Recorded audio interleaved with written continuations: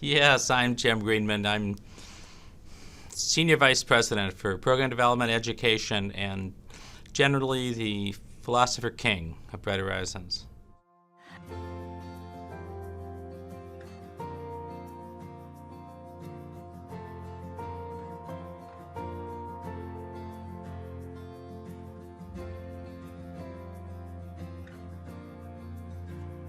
He was, a bit Pied Piper, a bit of a poet, a bit of a mad scientist, a bit of a professor, a bit of a child. But that's what made him special. And that produced, a great vision. It truly was a humbling experience to be the supervisor of somebody who was such a creative genius and somebody I had such respect for. He always wanted to know how children thought, how they felt, how they experienced things, and I think that's what drove him to rethink his approach to early education. He was thoughtful and poignant and funny, and he pushed people, and he made sure that the conversation was focused on exactly what it should be. Are we doing the best for children? Are we creating great places for childhood? He was a child advocate at the very beginning and always was a child advocate. And any thought he had or any program he initiated or any workshop he did, it was really based around what children needed. And respect for children was always really very important. He had this funny adult gruff behavior, but kids could see through it. And I think they just swarmed to him, and he was just tremendously engaging. Just this magical gift of not only being able to relate to them, but I think to actually see it from their perspective. He had the ability to see things from the child's perspective, from the teacher's perspective, from the parents' perspective, from the director's perspective, because he had done all those things in his own life. He had a way of knowing where you were because he was a parent, but also just simple ways of putting it. He never made things complicated. He tried to reach you where you were, and just had so much advice to offer, whether you were a parent or an educator or a leader. A lot of what he's done comes from like a very deep place of empathy, wanting to understand other people's lives and being able to empathize. And that may be the political work he did when he was younger. It may be how he sort of connects with 3-year-olds and really understands sort of a 3-year-old comes from a place that needs to be respected and celebrated. There was a moment when I was in college where I went to a convention with my dad, and I had always been like, to go to these conventions, and he was sort of a superhero. He'd be so popular, and everyone would come up to me, and someone actually asked me for my autograph. Traveling with Jim was like feeling part of his entourage. He was a little bit of a celebrity in the early childhood field. And because of the celebrity status that he had, he got away with being a little irreverent, which most early childhood educators don't show that side, but he did, and it was one of the reasons why he was so well loved.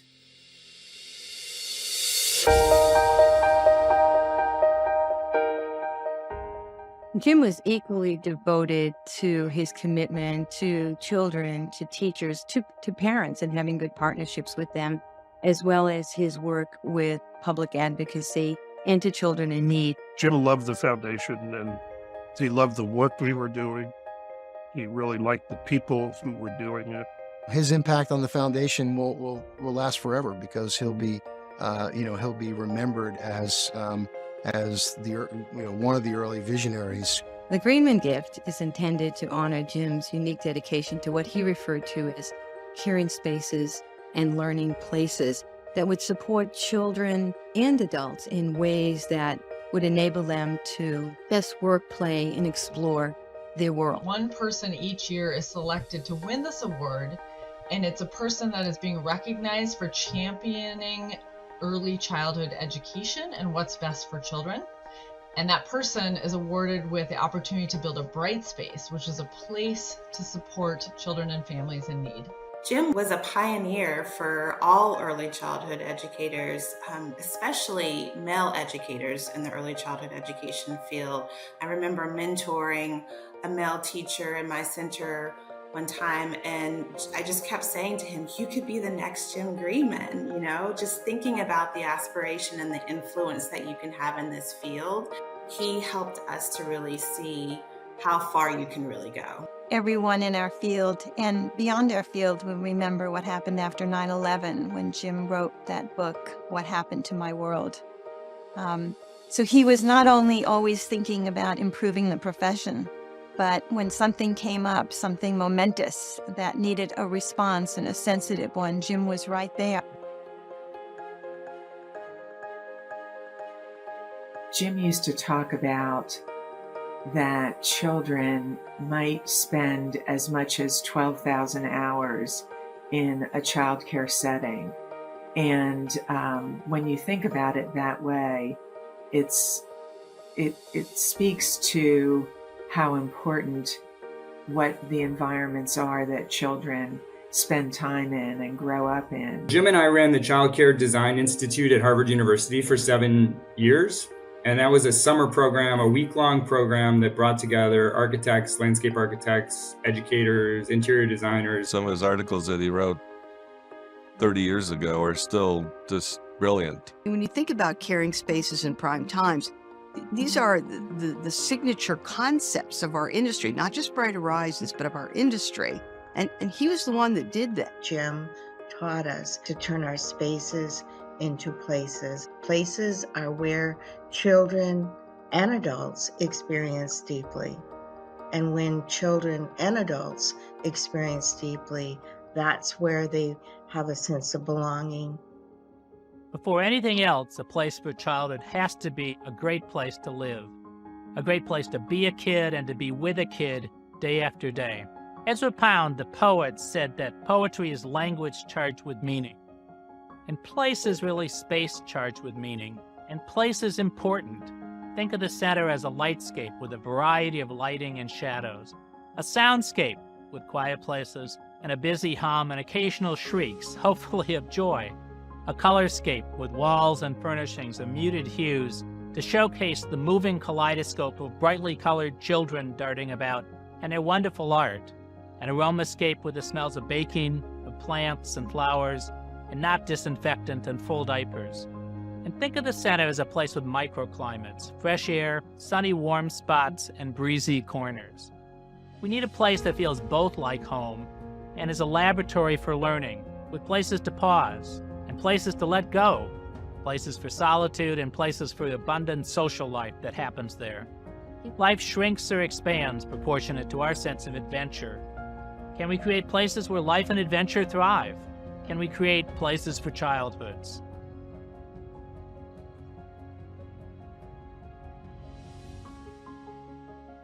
Jim said, space tells us what to do, how to act, how to react, how to interact. Space tells us what to do. Space speaks. And I think that's his greatest legacy.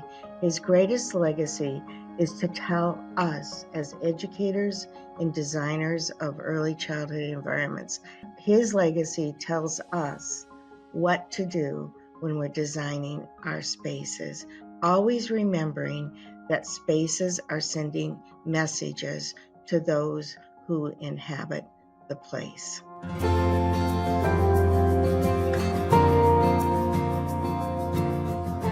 A lot of the people that we've interviewed have spoken about the fact that what for them sets Bright Horizons apart is the educational philosophy we have. Can you address the educational philosophy of Bright Horizons? You're kidding!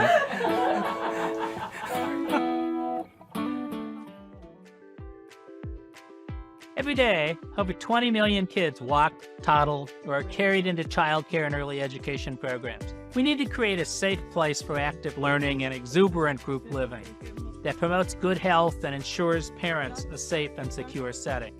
Each child comes to us as an individual with a unique personality and a unique family and culture. If you're not respected and treated as an individual at 3 months old, or at 2, or at 3, or at 4 years old, when will you ever be? Jim's influence is all over the place in discovery-driven learning. Just the idea of discovering, finding out, respecting children, and seeing what they're capable of is such an important part of who we are and what we believe is important for children, what children deserve from us as early educators. So within discovery-driven learning, you can see Jim's fingerprints all over.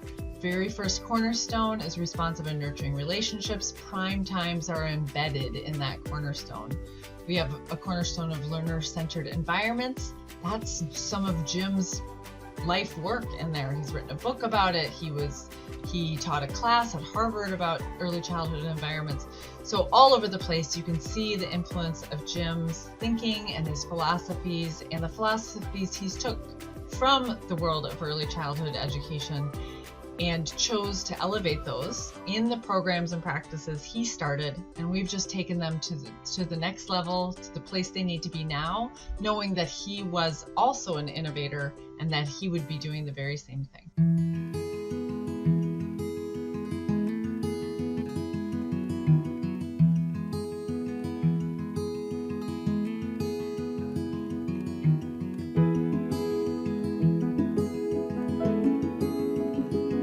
My hope is that what we do lasts. It may change, but it lasts because based on a mission of making a difference in the lives of children and families and the communities we live and work. And it's a vision that we shift our thinking based on the real world of children and families and the lives that they're experiencing.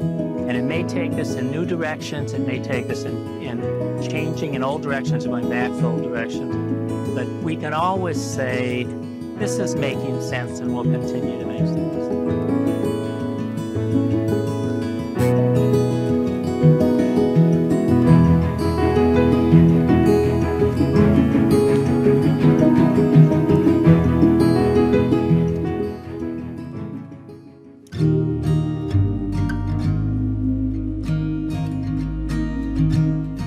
I think our success is not just that we're committed, caring people who know kids, but I think it's that we're active thinkers. And that active thinking is what makes things stay alive and allows us to grow and allows the doing to take off in different directions. He had such an ability to really make sure that everyone knew the work that we were doing was so important, because every child only had one childhood, and every educator who came to us were entrusting their career with us. And so that's how he really made me think that way, and I use that in the grounding of any decision I make throughout my leadership career.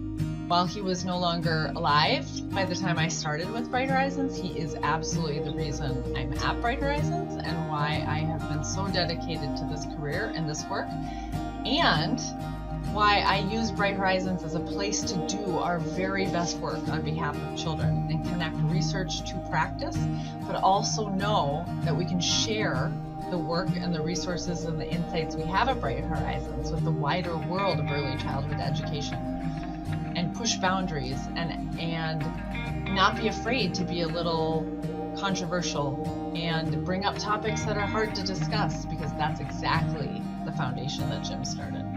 And it's upon all of us to ensure that that thought leadership is evolving and that Bright Horizons is leading the way in that. The foundation and the start was with Jim, but the actual carrying it forward is on all of us. I know one of my jobs as a leader here at Bright Horizons, as I interact and engage with our new educators coming into the field, is to help them understand who Jim Greenman was, the legacy that he left us, and asked us to all carry forward, is to ensure that they know the impact that Jim had on early care and education, and the expectation and the belief he had in all of us in this field to carry that forward.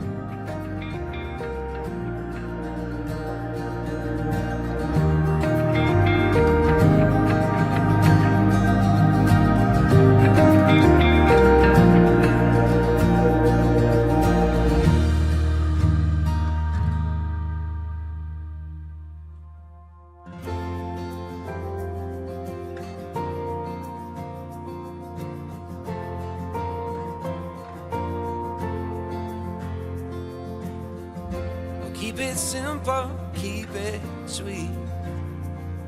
Here's a line I heard somewhere. Feel the ground under your feet. It can take you anywhere. Chasing shadows with you. Let's get broken, then repair.